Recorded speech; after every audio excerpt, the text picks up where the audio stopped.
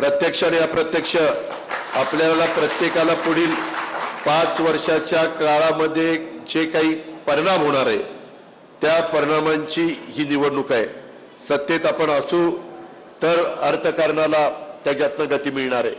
आज मी या गोष्टी करतो, मला कितीतरी लोक सांगतात की दादा इकडं पूर्वी रेट चाललेला होता 4000 रुपये आणि नंतर ही डेव्हलपमेंट झाल्यावर रेट झाला 5000 रुपये। आपला क्रीडा संकुल आहे, क्रीडा संकुलच्या पलीकडे देसाई इस्टेटमध्ये पूर्वी रेट काय होते बघा, आणि आता तिथला रस्ता बिस्ता ते सगळं झालं। तिथं पण आपण स्टॉल काढलेले आहेत, ते स्टॉल पण आम्ही परत 70-80 स्टॉल बारामतीत काढलेत, ते आपण महिना भाड्याने देणार आहे आणि त्याच्यातनं जे पैसे येणार आहेत त्याच्यातनं त्याचा मेंटेनन्स करणार आहे। सरकार सारखं पैसे आपल्याला देणार नाही, एकदा सरकारकडनं पैसे आणून त्या सगळ्या गोष्टी मी तुमच्या करता दिल्यात त्या पूर्ण करून तुमच्या हातात देणार। ते घड्याळ वगैरे मोठं 12 टोल 12 वाजता 12 टोल पडतात किंवा मुलांना वगैरे खेळायला, आता सार्वजनिक बाब असती तर तिथं मेंटेनन्स येतोच ना, कुठेतरी झाड तुटतं कुठेतरी काहीतरी पडतं त्याचा मेंटेनन्स करावा लागतो। त्या पद्धतीनं आपल्याला पुढं जावं लागणार आहे। किंवा फॉरेस्टमध्ये पण केलेल्या गोष्टी ह्या अजून बऱ्याच जणांना माहिती नाही। मी मागे सांगितलं होतं काहींनी जाऊन जरा फॉरेस्टमध्ये बघा, ते बोटिंग सुरू नाही झालं का, अजून झालंय।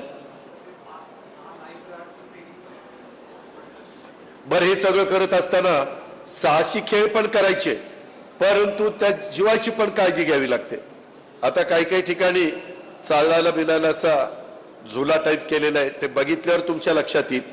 झाडं आपण लावतोय, या सगळ्या गोष्टी करतोय आणि त्या संदर्भामध्ये कुठेही आपण कमी पडायचं नाही, अशा प्रकारची भूमिका ही माझ्यासारख्या कार्यकर्त्याची आहे। त्यामुळं कार्यकर्ते आणि पदाधिकारी यांनी वैयक्तिक मतभेद बाजूला ठेवून मोठ्या मनाने सगळ्यांना बरोबर घेतलं पाहिजे आणि वेळ दिला पाहिजे। नाहीतर आता मध्ये राजीनामे घेतलेत, मग संभाजी होळकर, मग जय पाटील किंवा बाकीचे वेगवेगळे सहकारी, मग आता आपलं राजीनामे घेतलं मग आपलं काही काम नाही, असं नाही। तुम्ही पण त्याच्यामध्ये लक्ष दिलं पाहिजे। तिथं पद असेल तरच मी लक्ष देणार आणि उद्या पद नसेल तर मी लक्ष देणार नाही, असं करून कसं चालेल। काही ठिकाणी चुकत असेल तर या सुरेश पालवेला सांगा, त्याने नाही ऐकलं तर मग मला सांगा, मग मी बघतो काय करायचं ते। कारण त्यांना महाराष्ट्राच्या राष्ट्रवादी काँग्रेस पक्षाच्या वतीनं निरीक्षक म्हणून पाठवलेलं, त्याच्यावर तोही माणूस आहे, तोही कदाचित 1-2 ठिकाणी भाषणं चुकली ती माझ्या कानावर आली, मी लाभरतोब त्यांना म्हणलं ही दुरुस्त झालं पाहिजे।